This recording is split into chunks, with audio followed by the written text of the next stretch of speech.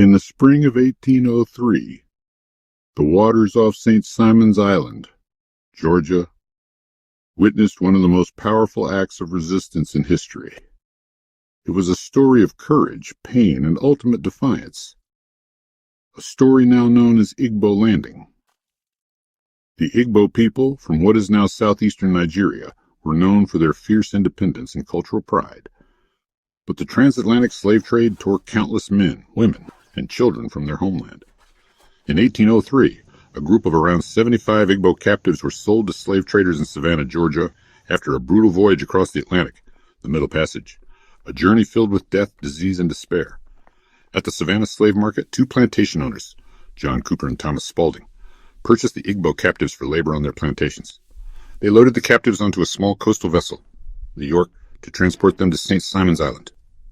But the Igbo had no intention of living as slaves. Led by their chief, they overpowered the ship's crew.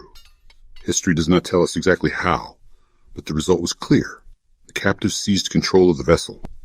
They steered it not toward the plantations, but toward the marshy coast. The ship ran aground in Dunbar Creek on St. Simon's Island. Surrounded by the still waters of the tidal marsh, the Igbo made a fateful decision. They would not submit.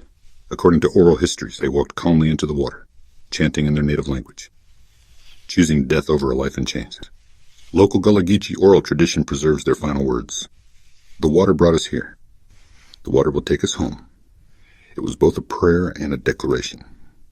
A return to Africa through the spiritual path of the ancestors. White overseers who arrived at the scene later found the bodies of the Igbo floating in the creek. The event shook the island's slave-owning community. A quiet but powerful reminder that the human spirit could not be broken. Over 2 centuries later, Igbo Landing remains a sacred place for the descendants of the Gullah Geechee people. African Americans whose language, music, and traditions preserve strong West African roots. The story has inspired books, plays, and songs, even shaping modern African American identity as a symbol of resilience. Some say the spirits of the Igbo still rise from the creek on moonlit nights, their songs carried by the wind. Others claim that the waters around Dunbar Creek hold a strange stillness, as if protecting the memory of what happened there. Others claim that the waters around Dunbar Creek hold a strange stillness, as if protecting the memory of what happened there. Historians debate the exact details, whether all walked into the water or if some died aboard the ship. But for the Gullah people, the essence is not in the records. It's in the truth that freedom was worth more than life itself. Igbo Landing is more than a historical event.